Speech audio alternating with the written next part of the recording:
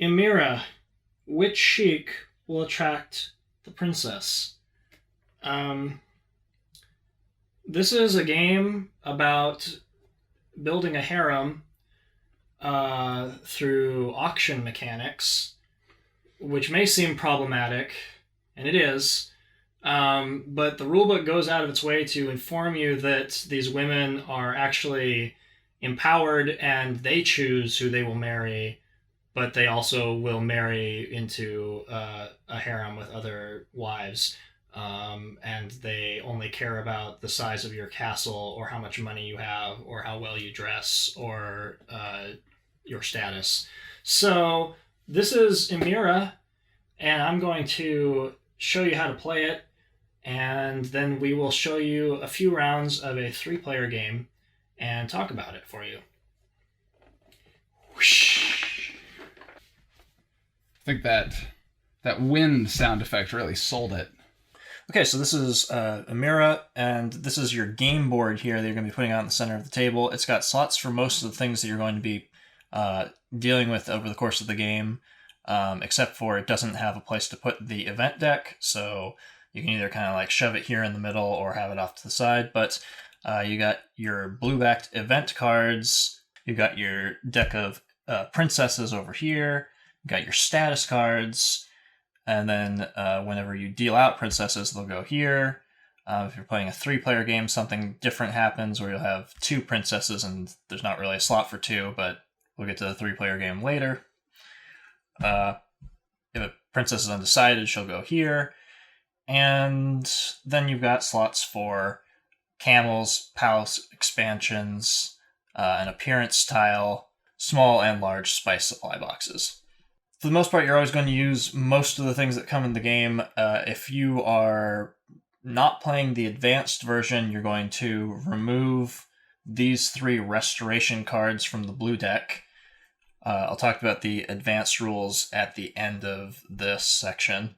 And then there are these 2 status cards that say singing and acting that stay off to the side because they will only come into play if someone acquires the princesses that correspond to those cards. And they tell you on the cards which princesses those are.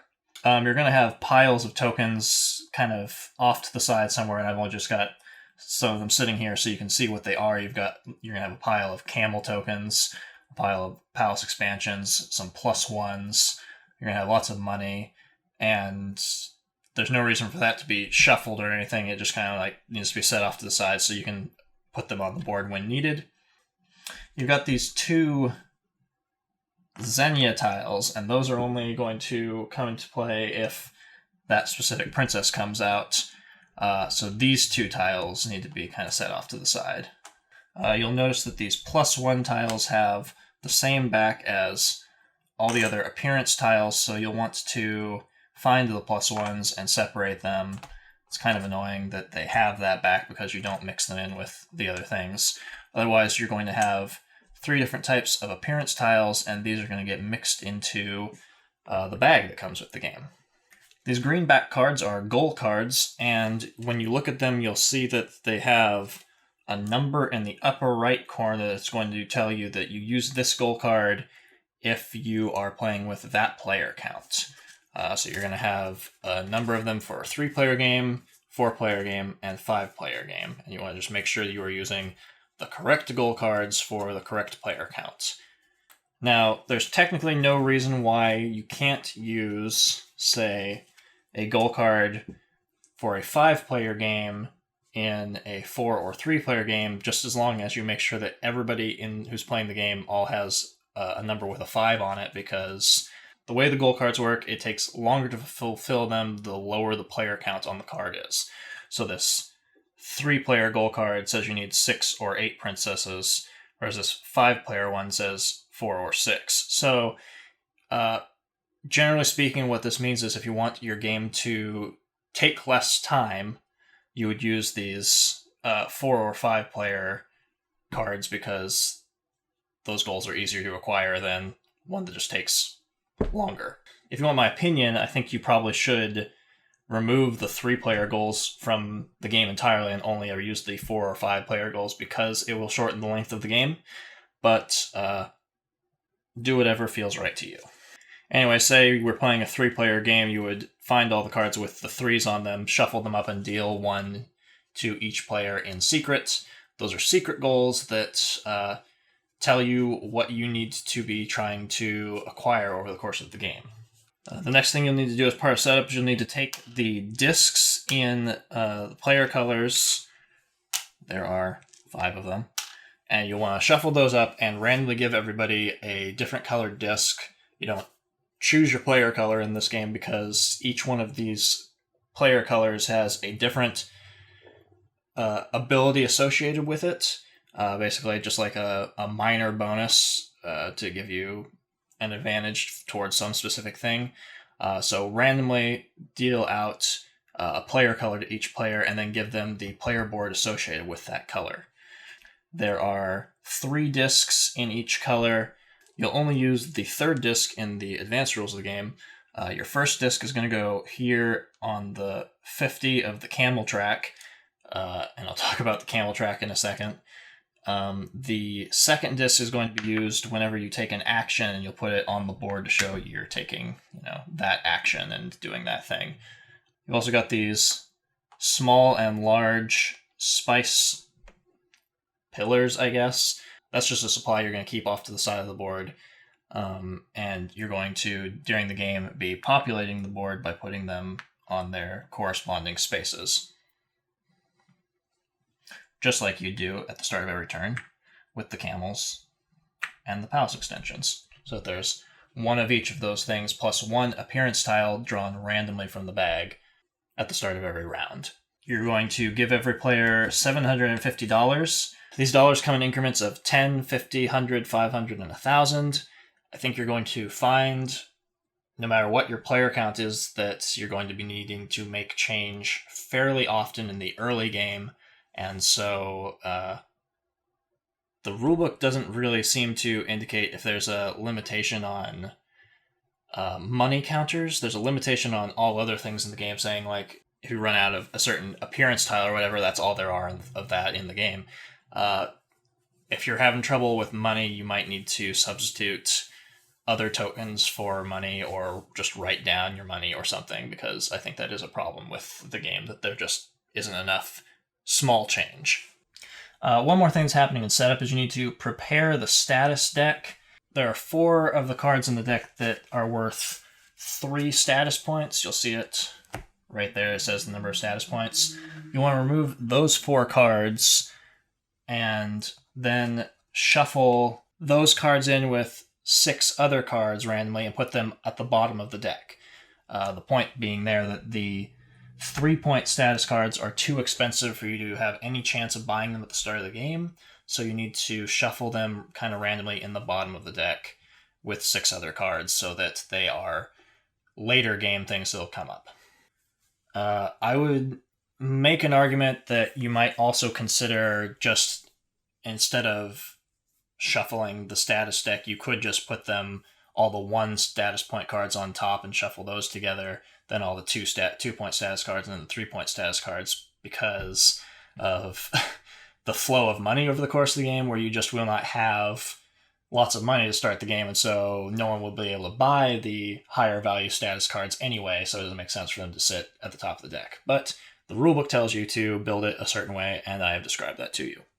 You're going to have your start player marker. That's just going to go to whoever you want to be the start player. The last thing you need to do as part of setup is draw 3 event cards per player and deal them out to them, and your players will look at those event cards and choose 1 to keep and put the rest back in the deck, and then the deck will get shuffled up again.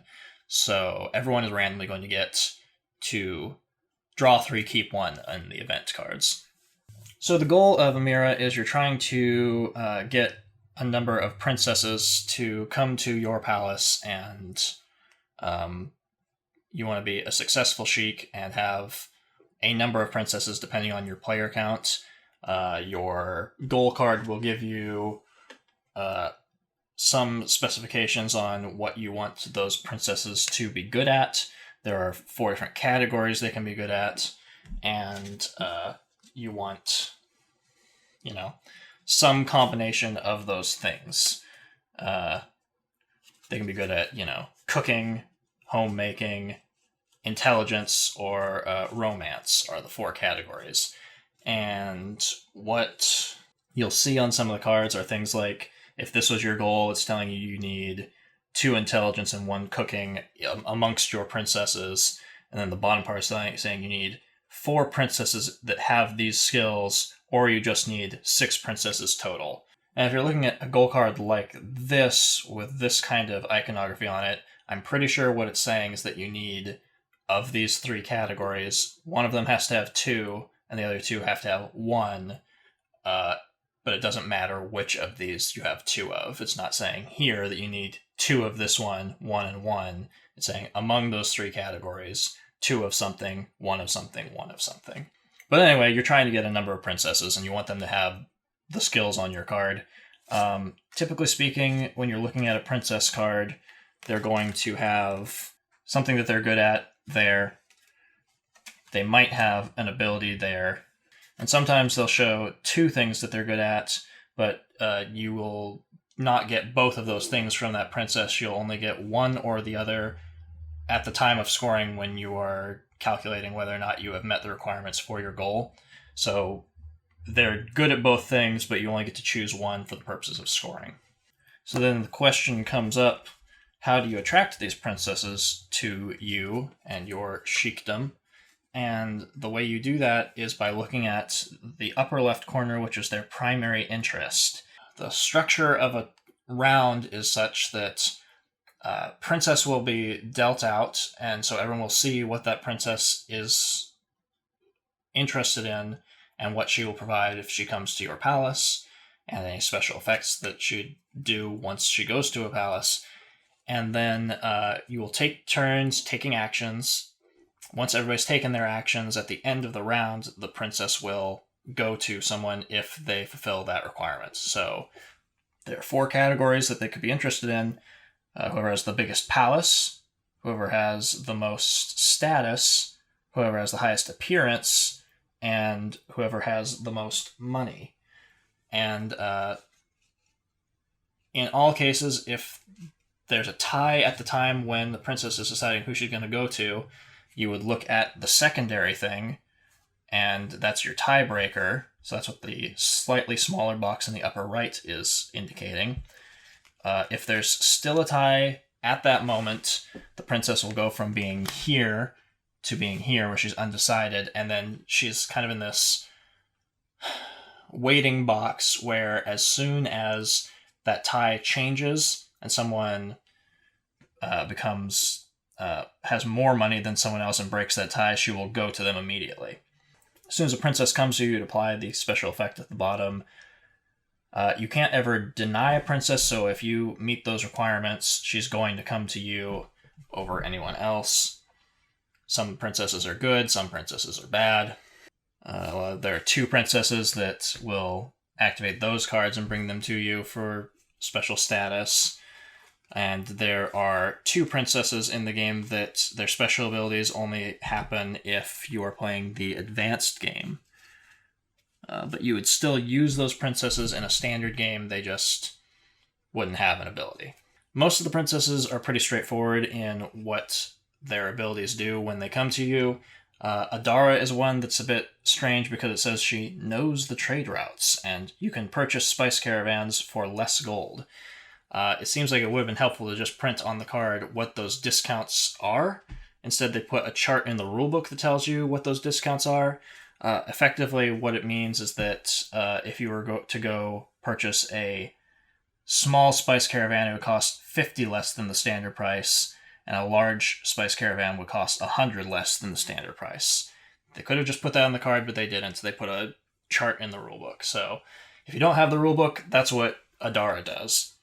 Xenia is obnoxious because she will just go to whoever has the most money, and immediately when she comes to you, you have to pay her a 250 coin gift, and then you will put 2 tokens with her face on the card, and at the start of every round you will remove a token, and whenever you don't have any tokens to remove, you have to pay her 250 gold coins again. There's all sorts of weird discrepancies to that, like after the first time you pay her, you can refuse to pay her again, and she will go to whoever has the most money at that point and then ask them for 250 gold. And then they get the counters and have to do that over again. And then there's this other thing where if she enters play and she causes you to not be able to pay your upkeep, and I haven't talked about upkeep yet, but you have to pay upkeep at the end of every round. And if she, because she asks you for 250 gold, if that makes it so you can't pay your upkeep, instead of you having to deal with that at all, she will just be removed from the game. That only happens if her first gift would cause you to not be able to pay your upkeep. So she's weird and kind of annoying. And you got this City Suleiman guy who's in the princess deck. And what he does is he just goes to whoever has the most princesses and takes one of their choice and then leaves the game with that princess. So he's obnoxious.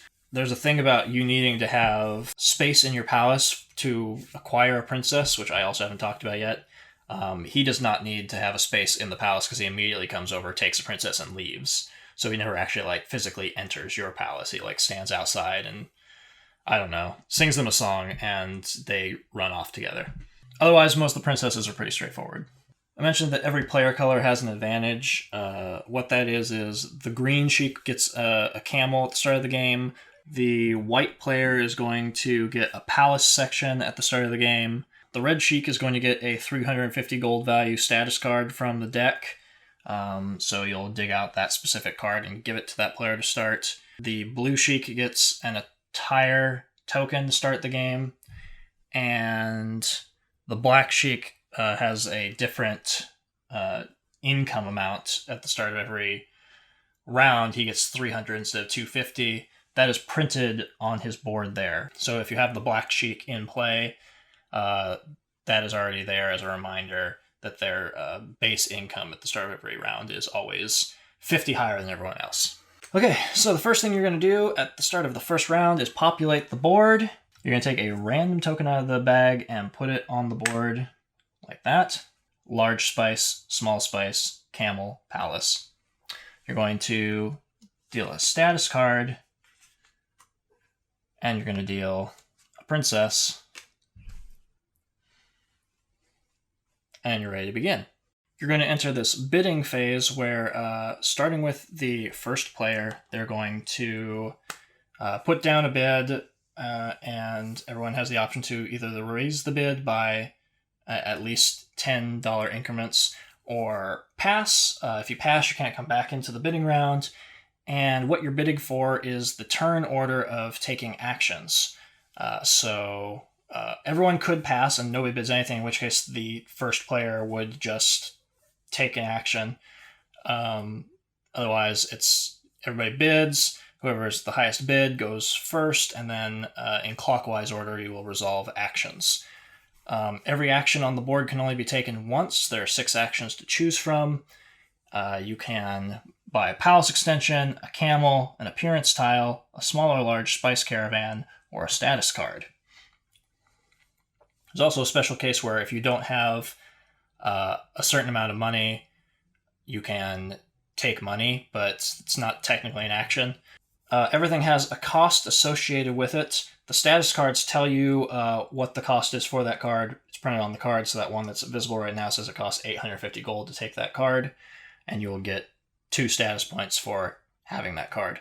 The costs on the status cards, I think, varies from 350 to 1500, and I think the status points range from 1 to 3. Your player board is nice because it gives you the cost of all the things printed on them. So if you're going to buy an appearance tile, it costs 350 and you put it in the corresponding space. If you're going to buy a camel, it costs 150 and you put it in your oasis. If you were going to buy a palace extension, it costs 500 and you put it to the left or right of your palace. You are not limited to the number of spaces that are printed on your board, so you can have more than 8 palace extensions, but probably you won't, unless you're playing a really long 3 or 4 player game. And then if you buy a small or large spice caravan, they go in here or here. The The cost varies depending on if you want to make that spice caravan fast or slow, but the costs are there underneath the box depending on what you choose to do when you buy that spice caravan. So let's talk about spice caravans. These are your source of income.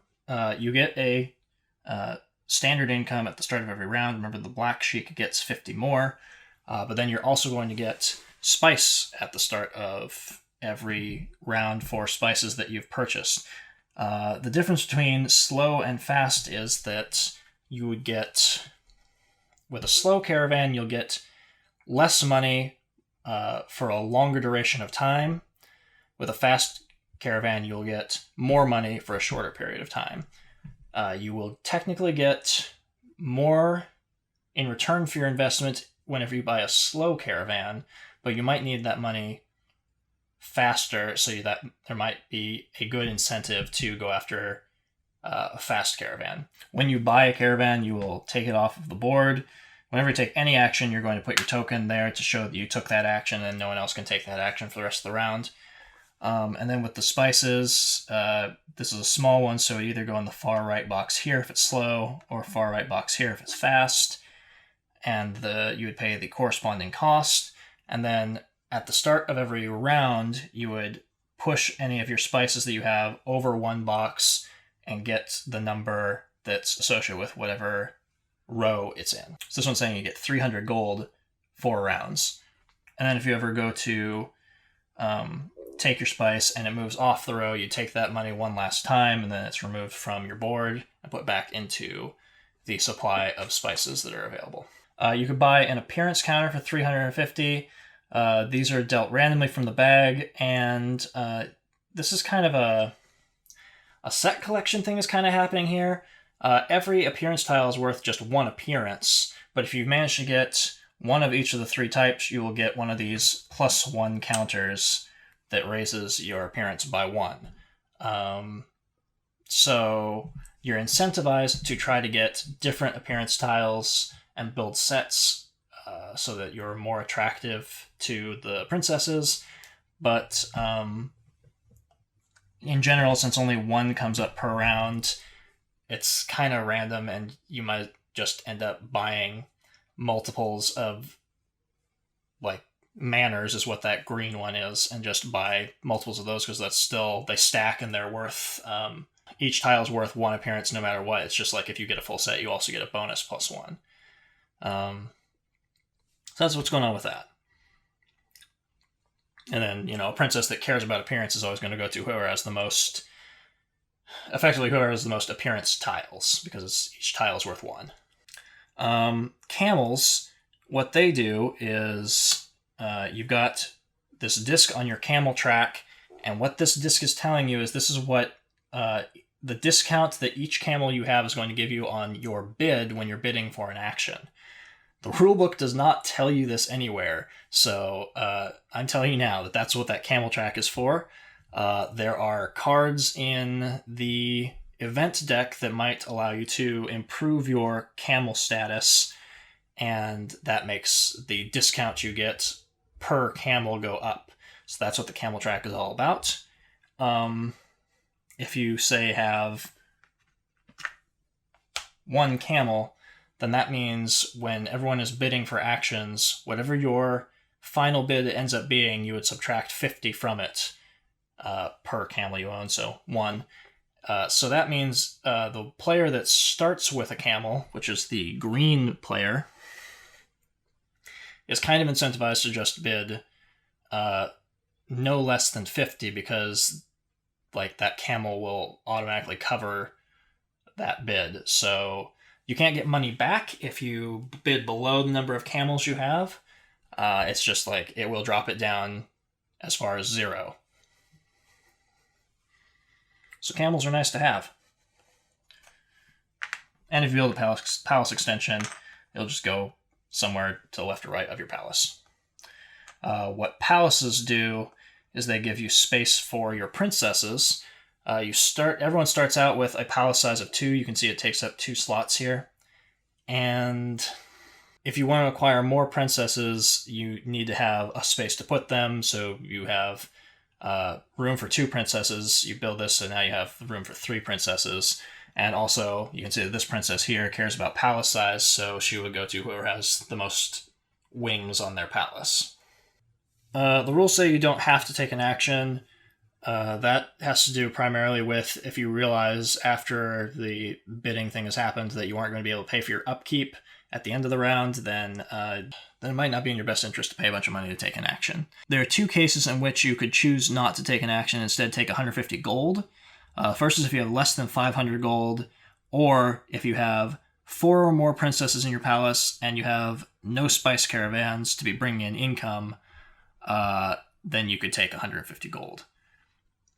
But that's not technically an action, that's kind of like a pass and you get some money. But if you don't qualify for those 2 things, then passing doesn't give you money. Maybe an okay house rule for this game might be that you should just change those conditions entirely and just say that if you pass, you just get 150 gold. But the rulebook doesn't say that. I'm just saying that might be a decent suggestion.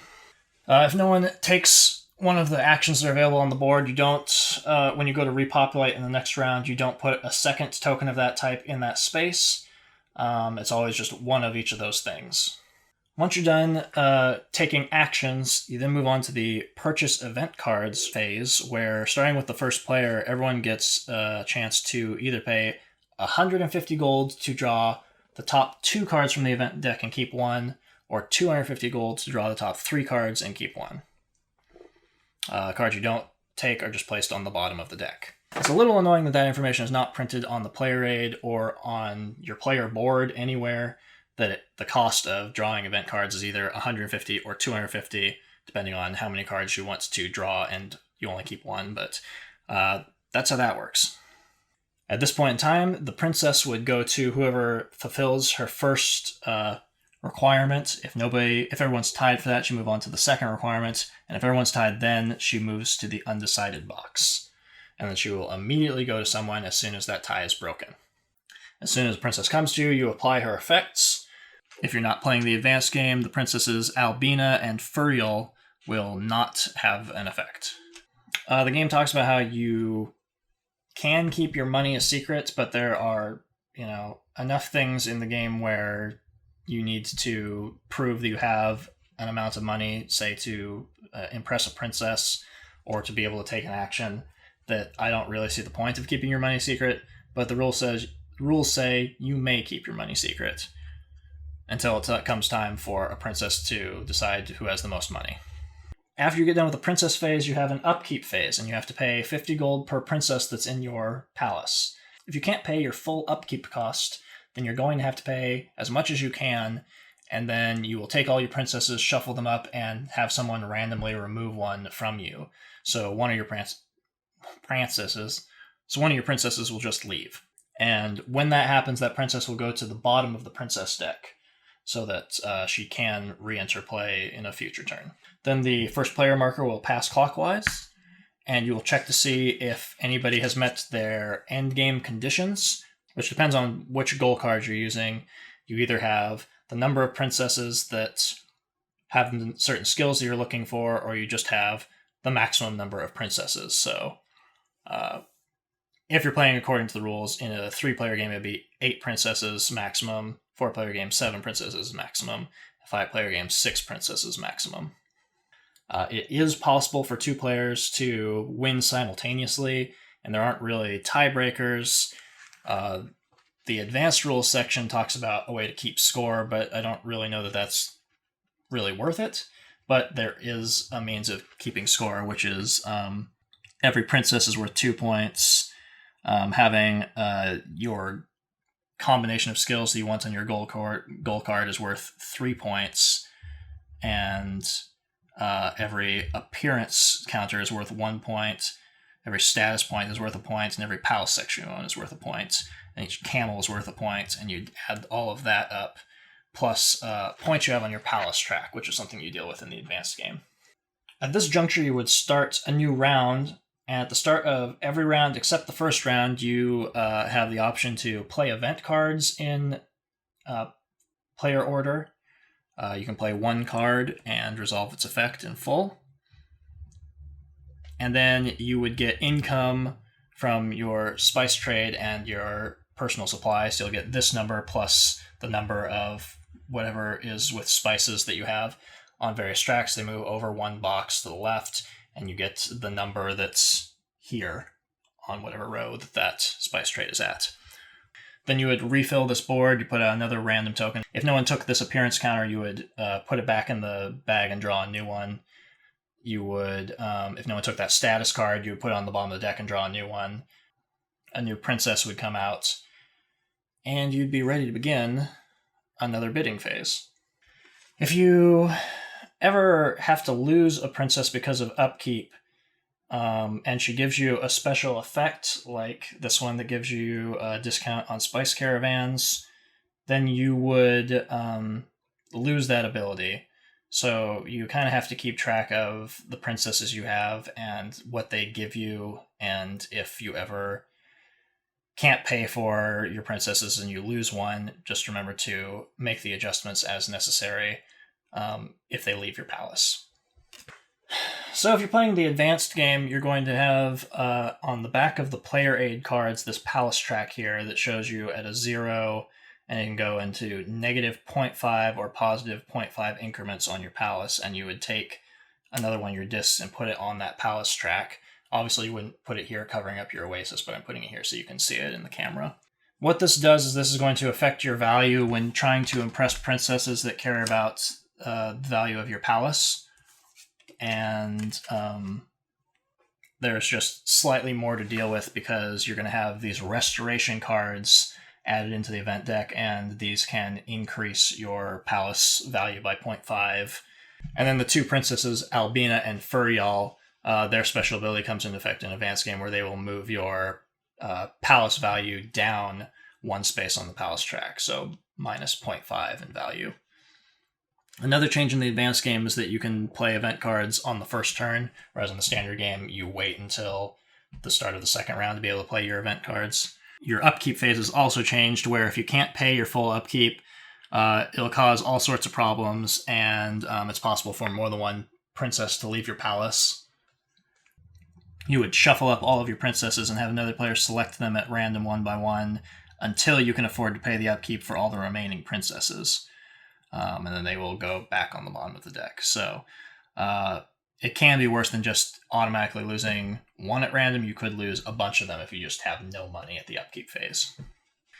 And then also the value of your palace track can be factored in if you're dealing with scores for tie-breaking in the advanced game.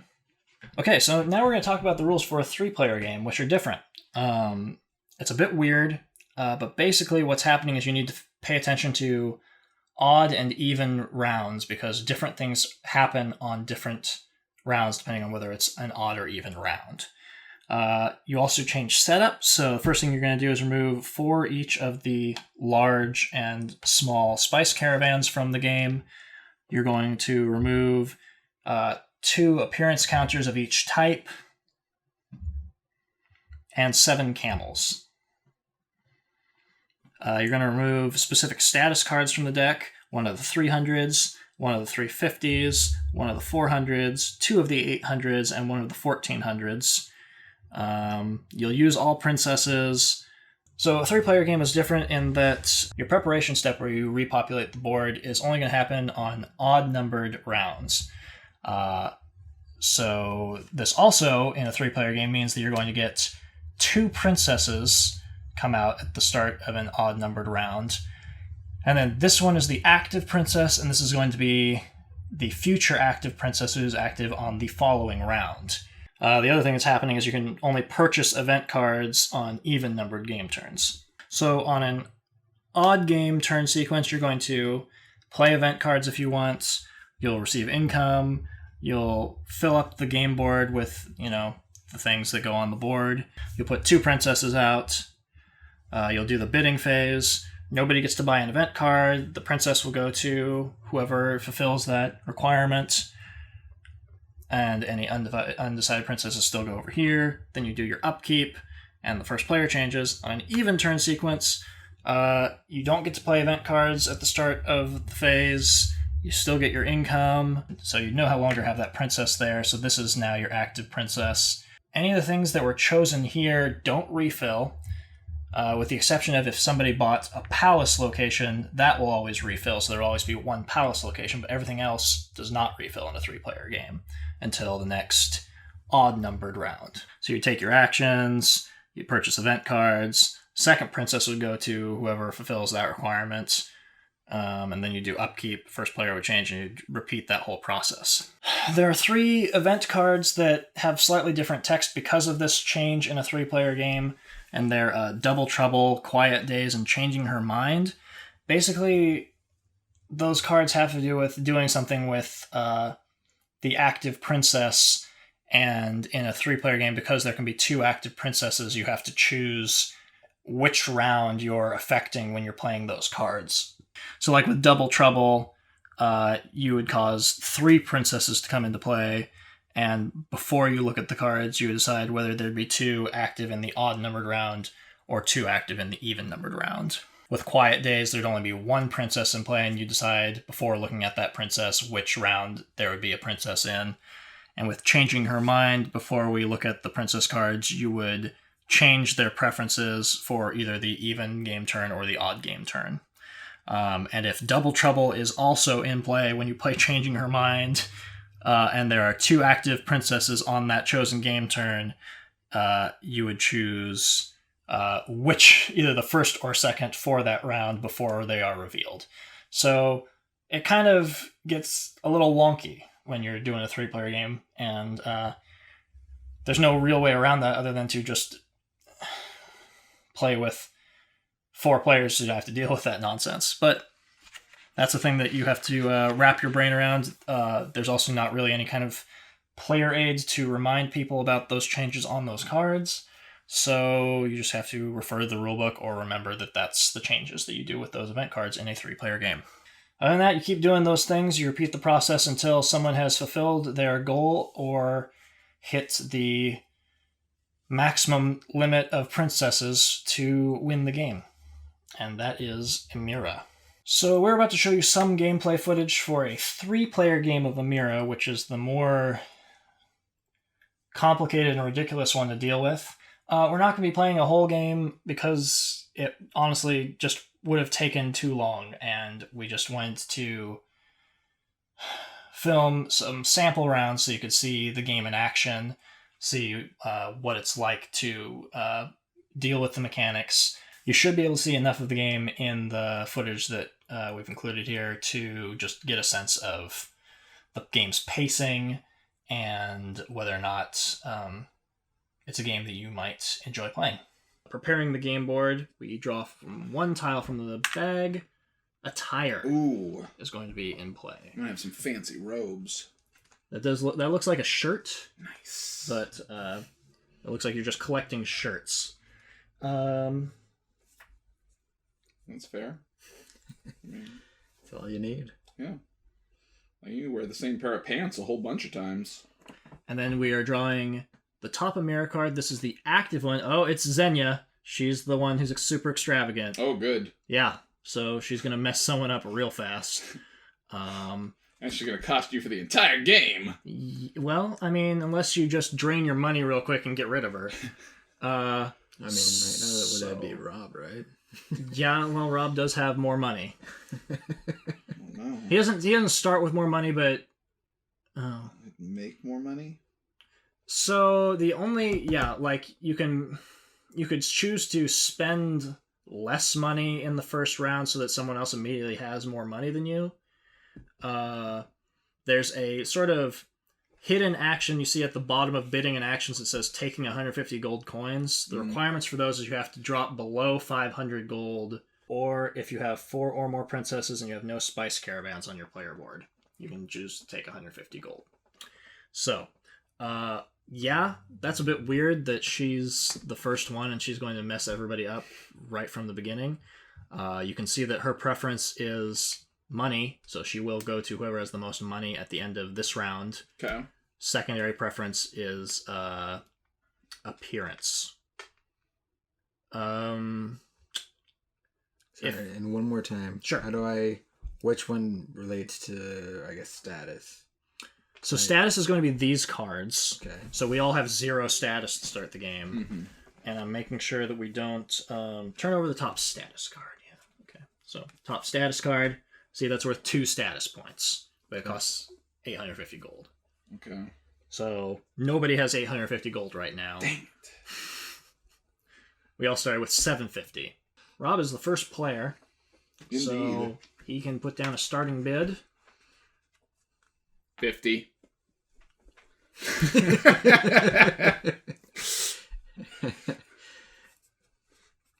I mean, there's no point, so I'm not gonna pass. Okay. I'm 60. You can have it. Okay. That's all right.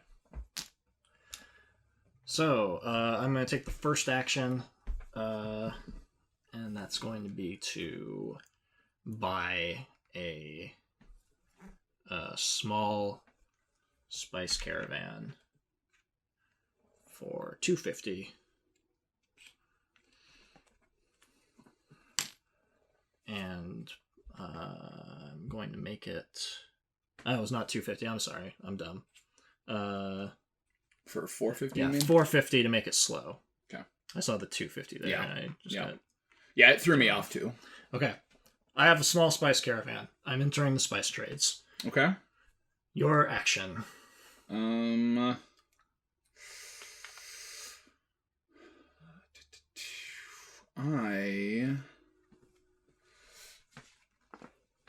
was also going to buy a spice caravan. Well, you can't afford a spice caravan now. But do you want a camel? You could buy a camel, you could extend your palace, or you could buy some shirts. Yeah. I think. Let's see. Oh, here's my token. This is my token. I'm the Start player. The winning bidder. Yeah, I was the winning bidder. I think you're still the start player, but I'll check and see what the wording is on that. For sure. Well, what do I want? How much is that shirt? It's 350. Mm-hmm. A camel. Yeah, you're still is the start player. 150.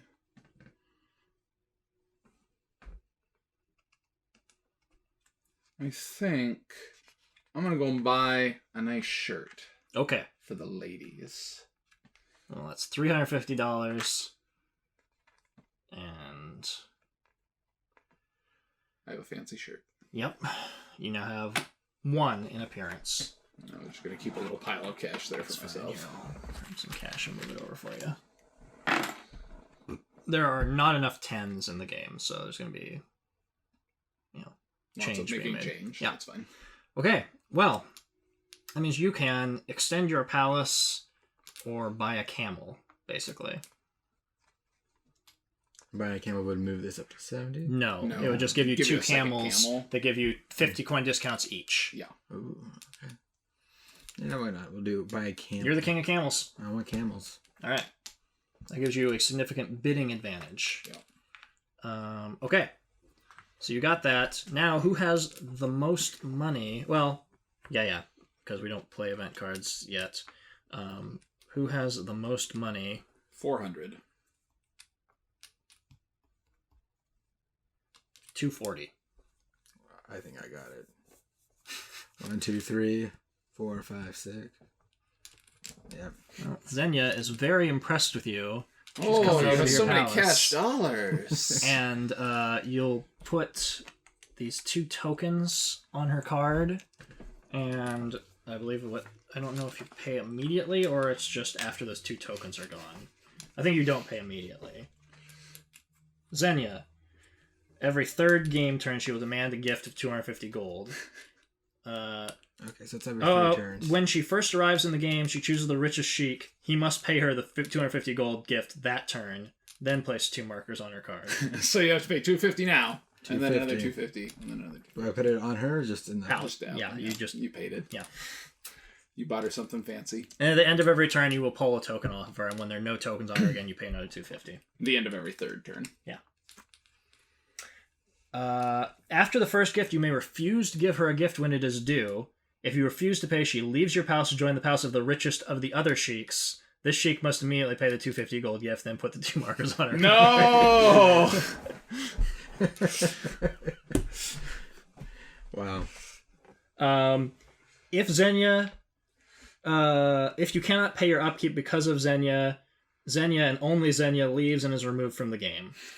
So if that ever happens where she goes to someone's palace and they can't pay at this stage of the game, 50 gold to upkeep, then she'll just get out of here because she's just disgusted at how poor we all are. So now we move on to upkeep, and you pay 50 gold for having a princess. Yeah. Hey, way to have a princess, though, my man. Yeah. Thanks, I've been working at it. Yeah. You're well on your way. All right. You're definitely the most successful man right now. I don't know. But you've got a nice shirt. That's true. I have a nice shirt.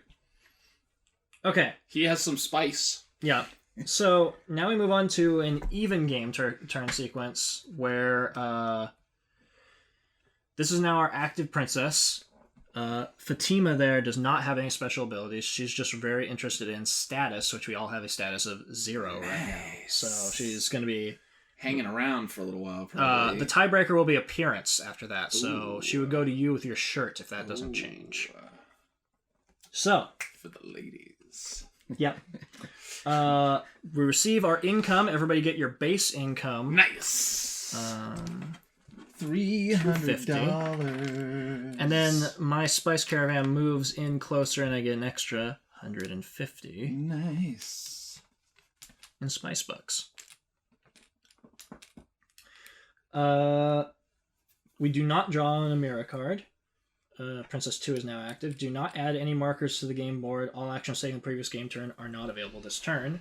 So, here we are. These are our options. And you are now the start player. Because that passes. Okay. Yeah. Okay, you got it. Good. Yep. So, it's going to be... Yeah. Bid. So... Bidding. I will bid 50.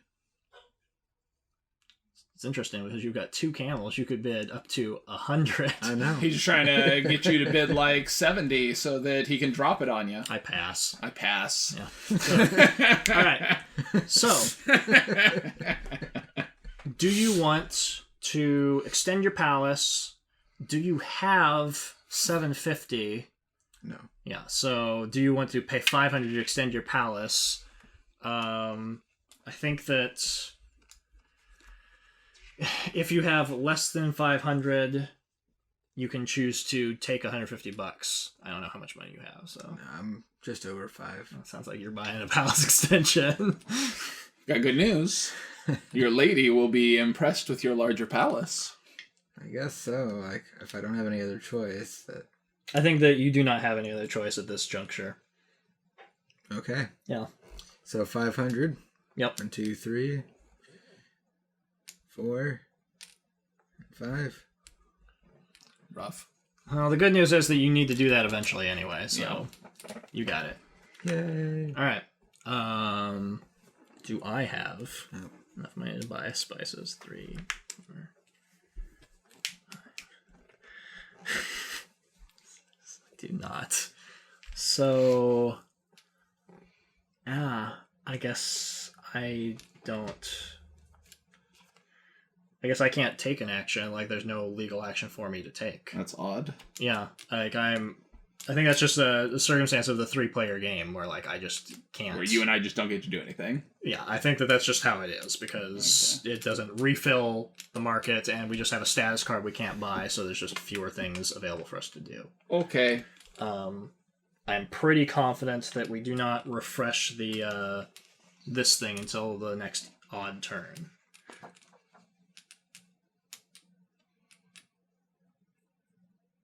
Yeah, do not add any markers to the game board. So, yep. We will, however, be able to purchase event cards once we're done with the action phase, starting with him. So, With my $100. it unfortunately 100 costs a minimum of $150 to purchase an event card. So, yeah. This is seeing it, man. Yeah. She's just draining you and your account. But the good news is she will probably be leaving at some point in the future. Yeah, so I don't think I do anything, and I guess you don't do anything. Not if I don't have the ability to do anything. Do you have fewer than 500? No. So yeah, I think neither of us get anything. Good news is that well, that's not happening yet. Status cards. I will pay. You can either pay 150 to draw top 2 and keep 1, or 250 to draw top 3 and keep 1.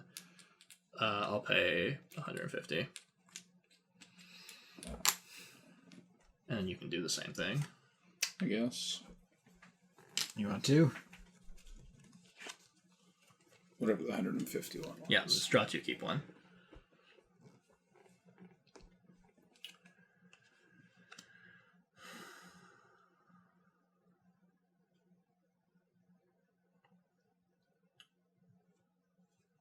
Okay. Well, it's not ideal.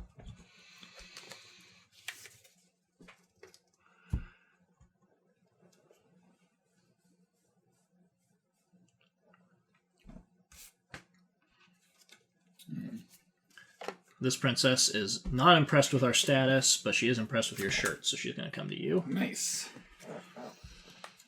And now both of you guys pay 50 gold in upkeep.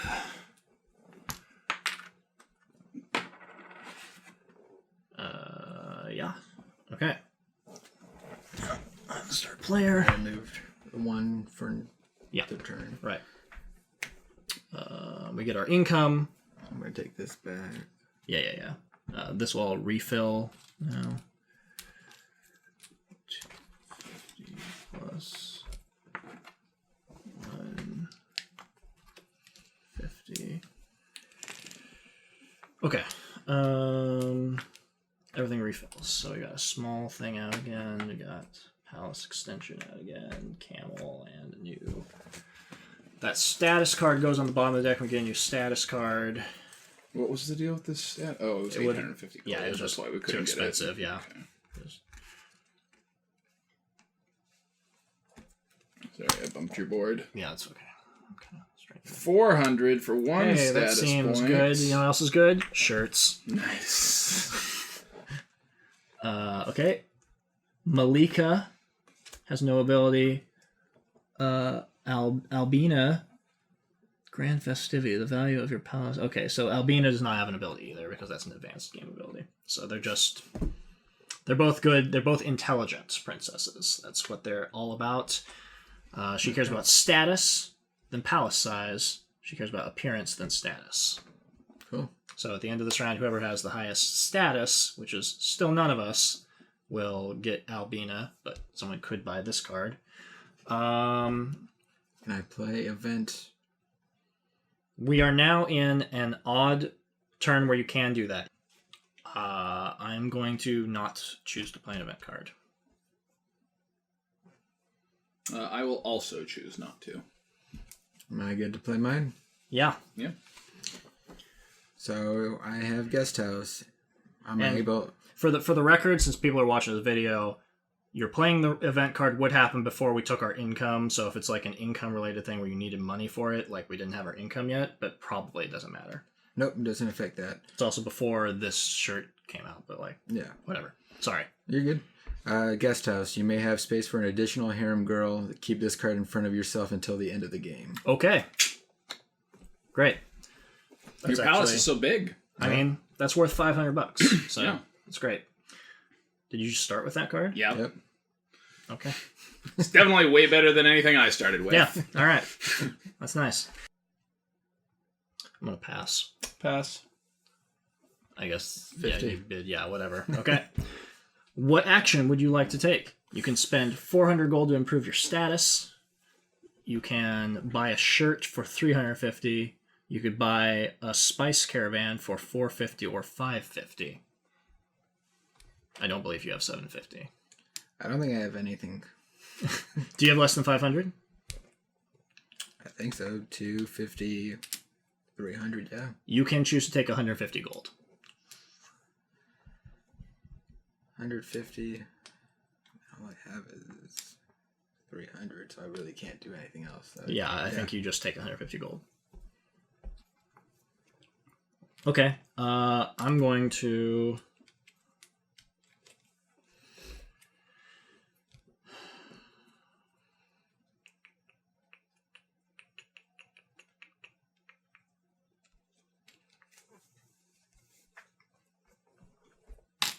I'm gonna buy this one.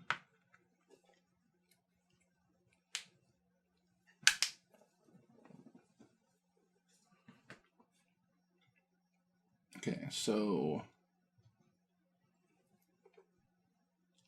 does that mean I can buy the 450 spice thing this time, or is it gone again? I bought the only small spice one that was available. So what does that mean? That means you can spend $750 or $900 to buy a large spice. Damn it.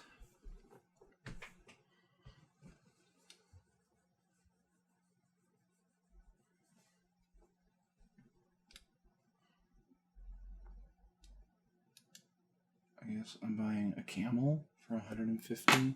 Okay.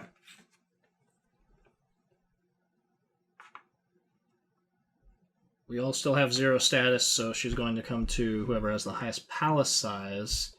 Which tied? We're tied. I don't think that his card counts. Yeah, I don't think it does. It does either. Yeah, so she's... Otherwise it would have just been take a token. Yeah, so she's in the undecided pile, and as soon as that changes between any of us, she will go to them.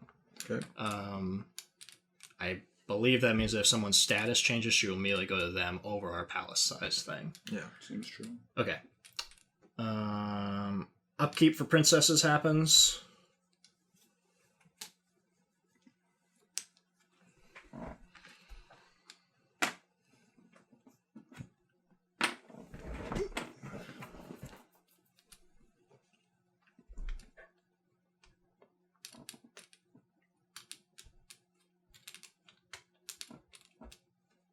How much would you like to bid to take an action? Bidding is pointless in this game. I cannot argue with you about that, but... So I am passing. Well, I mean, you have camels now, so... Bidding is pointless in this game. So I'm not bidding. Pass. I'll bid 50. I'm going to pass. So, you're the first person to take an action. Yep. Let's see, I got 1, 2, 3, 50. That's 4. Sounds like you could buy status, a shirt, or take $150.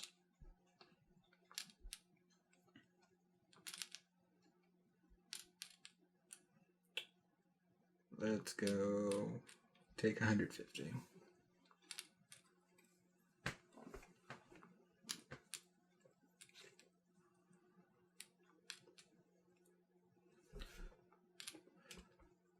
Do we do income? I did not know. Okay, sorry. We should all get income. Anything. Yeah, sorry. Before we did the bidding thing.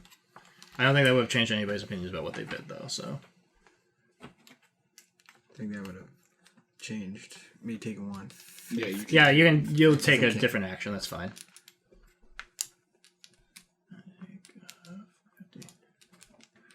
And you had the option of playing. Oh no, it's only on odd turns that you can do that. Yeah. So instead, you're still the start player for the actions because I wouldn't have been anything different. So.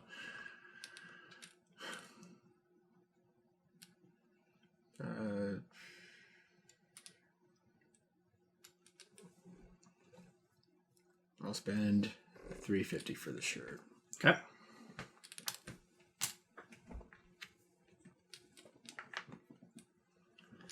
I will go ahead and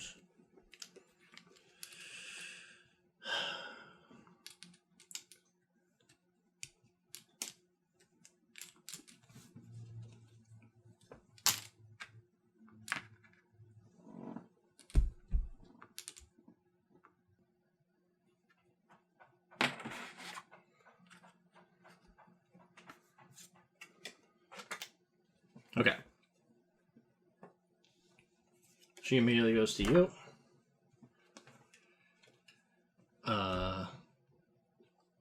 We are... this is an even turn, so Starting with you, you could choose to purchase new event cards if you want. It's all right. Do you want to buy event cards? Sure. 150 for draw 2, keep 1. Pass.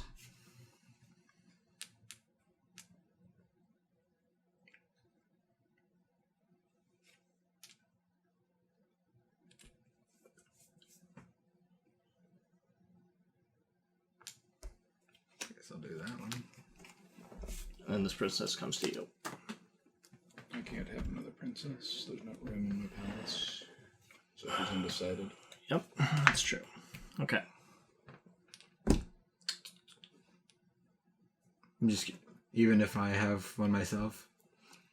I know we're technically tied in the appearance, and he wins in status. When we took income just now, I'm pretty sure you also skipped upkeep.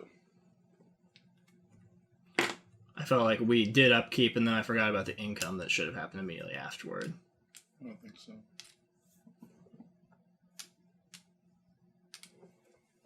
Okay. Well, here's how I feel about this game. It's incredibly slow, and I don't mind stopping right now so that this could be the footage that shows people how a few sample turns goes and not doing a whole game, because I feel like this would take like 3 hours to play out. Yeah, I think that is good enough for showing people how like the game flows in a couple of turns. Emira, what are your first thoughts about Emira? I don't think it's great. Okay. How do you feel about art? That's always a good place to start. I think it's average. I don't particularly like the card artwork, but if it was someone's style that they liked, like it's a specific style, and if someone if you like the artwork that's on the box, that's what all the artwork looks like on the cards. Yeah. And I don't particularly gravitate toward it. Okay. I will say that there's a disconnect between that and the artwork on the tiles, which is more like a modern looking. Yeah. And also sort of the graphic design on your personal player boards is more modern looking. It looks they're just similar. Sure. It's a bit strange, but it's not so strange that I think that would be a real detracting point for someone if they cared about other elements of the game. How about iconography? I felt like it was, okay. Yeah, I didn't have a particular problem, with the exception of the point. There's a spot in the upper left corner of your player board that tells you how much income you get. Oh yeah. And when I was looking at the cost of spices, I was like, okay, it's $250. Like it's not. It's like the spices cost is a smaller number. A small number that's underneath the increments, and so the $250. I appreciate that it's there to remind you get $250, but there's something about... Kind of feels like it should be on the opposite corner, just so that it's not near other costs.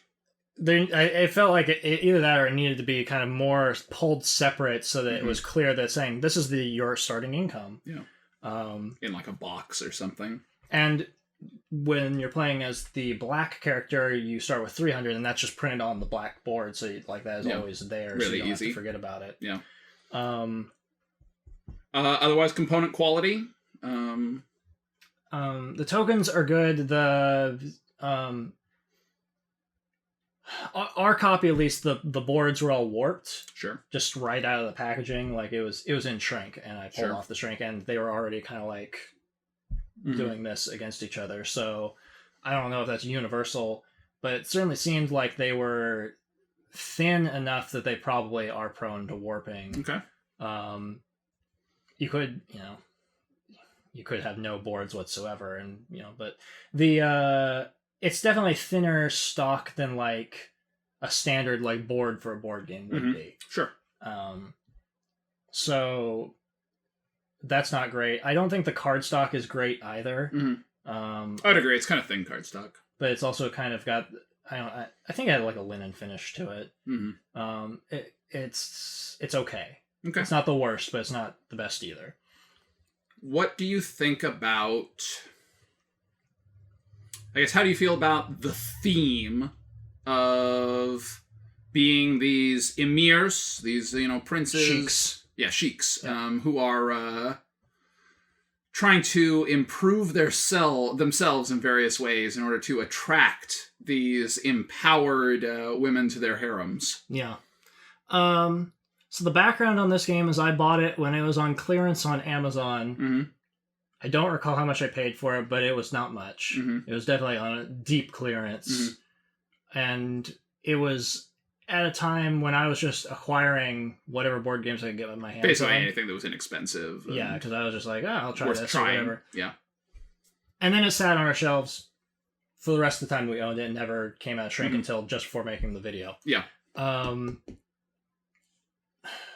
I think that the theme has a lot to do with that. Sure. I think that I don't have a personal interest in really playing. I like playing like games that have interesting and different themes, but I don't really necessarily feel inclined to play a game about building a harem.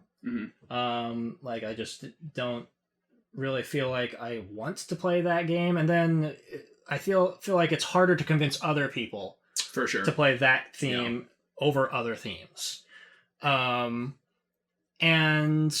where if it was like acquire spices. I'll talk about what I had an idea for what it could be in a second. Okay. So that is kind of odd in itself, but then it's more odd that it's not even... They go out of their way in the rulebook to tell you, we know that this isn't historically accurate, but in our desert homeland universe that we're setting up... These are empowered women. These women are empowered, and they choose who they will marry. And so you need to improve yourself to attract princesses to marry you. Yep. And that's okay. I'm fine with that, but then you're not even playing this game for like a historical context of being like, if you were a historian or an anthropologic, like if you had that kind of background where you, like, for whatever reason, studied... We're like interested in like desert caravan cultures and harems and like that period in history. If that was your thing and that was the reason why you wanted to play the game, this isn't that. Yeah. Because it doesn't even have that aspect to it. So like the original theme is problematic. The idea of like because it's an auction game about bidding on the ability to get wives. But then it's also not great in that it kind of like isn't even the thing that it's based on, because you're just like buying shirts or improving your manners in order to... Working on your eyebrows. Yeah, in order to be more likely to impress whatever princess happened to come up, as she's just really interested in palace size, and she will come to whoever has the biggest palace. Yeah. So I think it definitely fails in that. It succeeds in being like the only game I'm aware of that's like this theme. For sure. But like it fails in the execution of even being... I don't know. Like the mechanics don't tie to the theme very well at all. The thought I had while I was reading the rulebook is, would you be more inclined to play this game if it were like Kitty Powers Matchmaker? Okay. Where...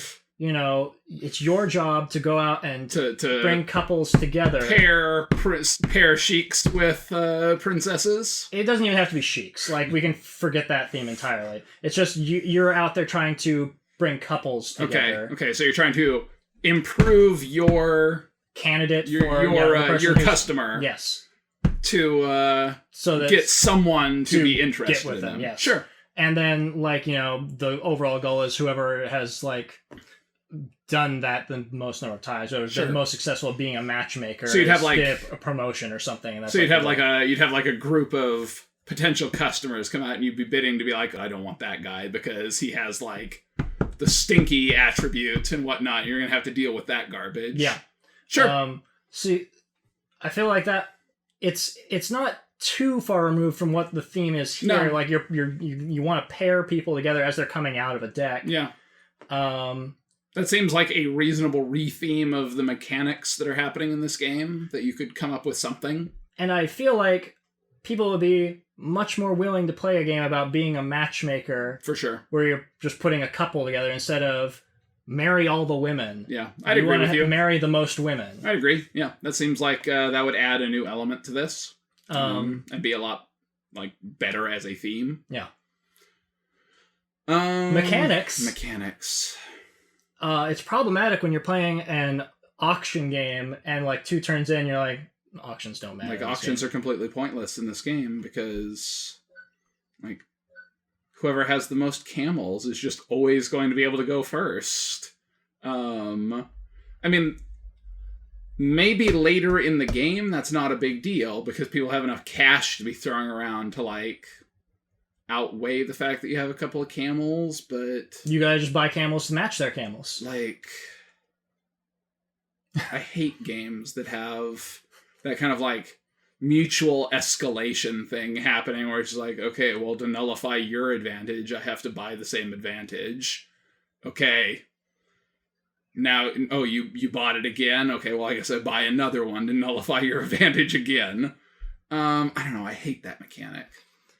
I think that it just I think that it just makes the game, it makes the bid pointless because like even if you have the money to outweigh the number of camels that somebody else has, like they're just always going to bid you up to that amount. Like why wouldn't they? Just be like, oh, $100. You got to pay $100. You got to pay more than $100. You got to pay $110 if you want to go first. And even at that point, like it's only $10 for them. They might as well try to bid you up to like $200. Yeah. So my response to it was to just not bid on the actions, but then we encountered a thing in at least the 3-player game where just there were no actions to take. Yeah. Because every other turn, that's the only time when things come out to refresh. So, like, if you didn't bid on going first, you might just do nothing. And then we're just sitting around the table. And that was very obviously the way that game was going to go, that it was very quickly going to be, well, Aaron takes a job, Aaron takes an action, you take an action. Oh, well, there are no actions for me to take. I mean, like, at least early on when you didn't have a source of income, it was a problem. Once you have money to actually spend on one of the things that's available, at least you can choose to take the action. But like at the start of the game, at the least, when nobody can take the large spice action. Yeah, and we had like an $850 card out, so yeah, nobody could buy the status card. That meant that there were only 4 actions to take over the course of 2 rounds. 6 actions. Yeah, like just completely pointless. Yeah. I mean, like, if someone bought a palace, the palace would have refilled. So, yeah. But still, you don't need to buy a palace at the start of the game, so it's just like spending all of your money to do nothing. Yeah. Obnoxious. Yeah. It seems like there aren't enough options to get anything done. We were talking about this after the game. I feel like, this game needs like at least 3 more actions that are doing something for it to function with 3 players. If you're going to have it be that way where it like doesn't refill every turn, If you're playing this at the 4-player or even like the 5-player level, I mean, it'll refill every turn, but there are only 6 actions, so if you're like that 5th person, I mean, I guess it means that like the auction mechanic is really important. That's why it's a bidding game. It's also just like, that's the whole game. I don't want to bid against the person that has... Bid so that you can play the game. 4 camels, and I have none because I never get to go first to buy camels. Like... At some point, they're not going to need more camels. Yeah. Because they're wasting their only action on camels. Yeah. So you get to buy a camel when they stop buying camels. Except, I think that the way that would go would be, okay, you've got your like 4 camels or whatever. Well, you're just always going to go first. Whoever is going second, eventually they're going to start buying camels so that they can go first sometimes. So, like, whoever is just sitting in last position, whoever didn't get the camel the first time, is just always going to be, okay, well, I can't do anything.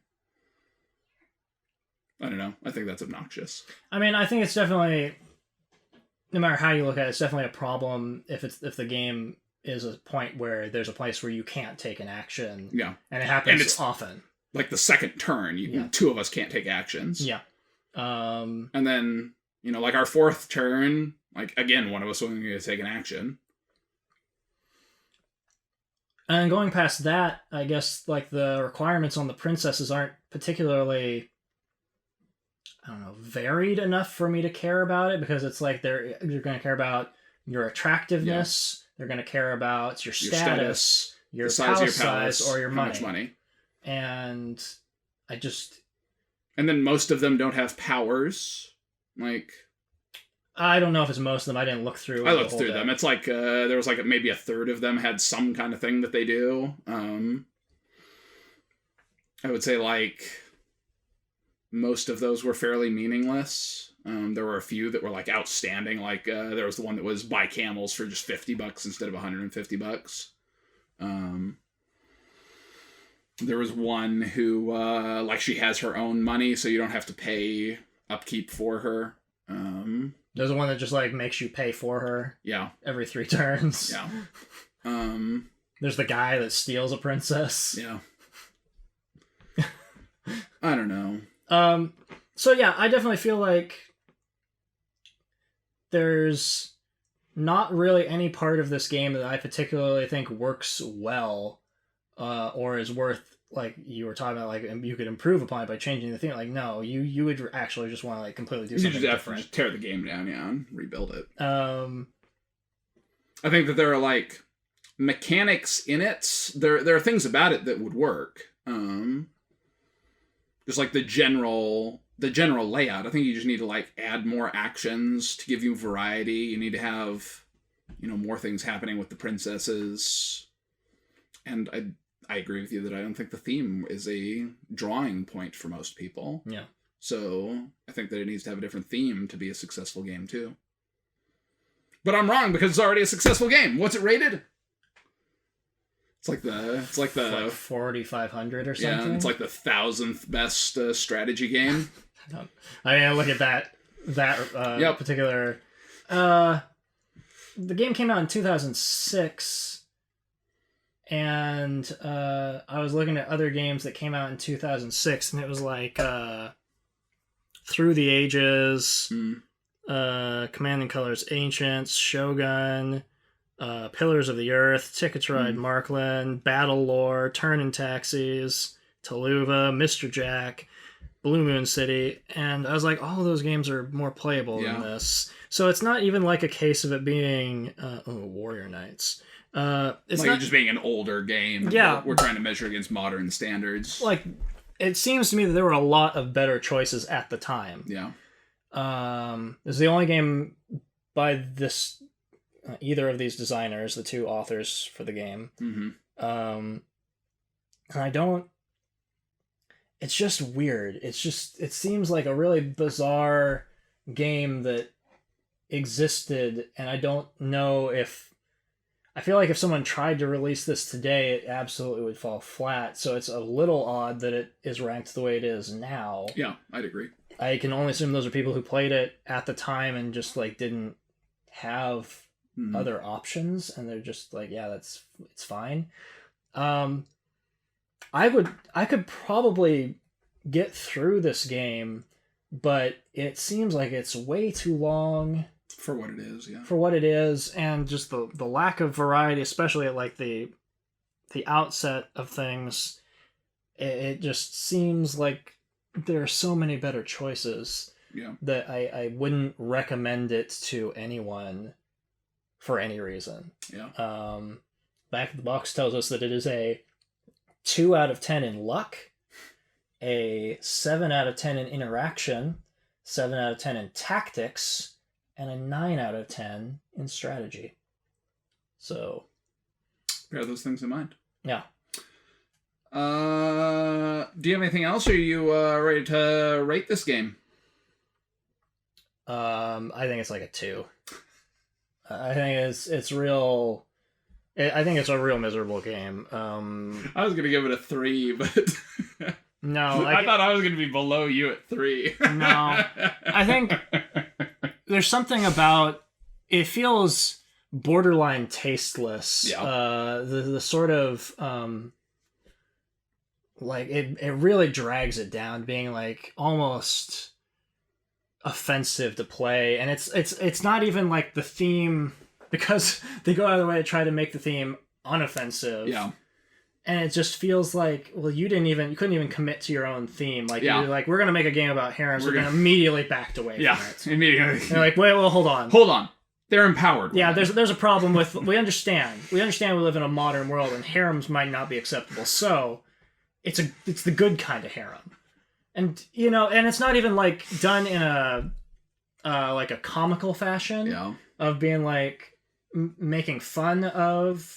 Yeah, if it had been structure. you could have also done this in a comedic way. Yeah. If it was a parody of making something, fun of harems as a concept, sure. Maybe. but like also had good mechanics to back it up. Like, Yeah. okay, fine. Like I just ladies and gentlemen. Yeah. Ladies and gentlemen, like clearly makes fun of like you don't- 19th century. You're not there to take it seriously. Yeah. For sure. If this is not like ladies and gentlemen, it seems like they wanted to make a game that on the box art looks like it's taking it seriously, but as soon as you open it up, it's the opposite of that. Yeah. And it's just like it's just hollow. So I think this game is not good in really any respect. Even if you stripped away the theme, it's kind of unenjoyable to play as a game. Yeah. So that's why I would give it just like close to nothing score, like mousetrap levels of bad, because like I don't think anyone should be playing this game. I think the mechanics are at least functional enough that I can call it like a 3. But I don't have any interest in playing it, and I don't think that the mechanics are well designed. I think that they are like mediocre. So that's why I came in at 3. So I guess that means we're at like a 2.5 for Emira, the game of empowered women in harems. Do you have any other final thoughts there on all those princesses? I think someone should make that matchmaker game. Yeah, I think so too. Yeah. It'd be good. We should make it right now. Or we could play Emira. Or we go play Kitty Powers Matchmaker. Yeah, let's do that. This was not intended to be a commercial for Kitty Powers Matchmaker, but kind of is now. Uh-huh. Oh, don't play Emira. It's not very good. If you think it's good, I guess tell us why you think it's good, but I'm going to disagree with Actually, you. don't. Just don't. Just pop it up and be like, Emira! We're gonna get some harems full of princesses, and they're gonna be empowered ladies.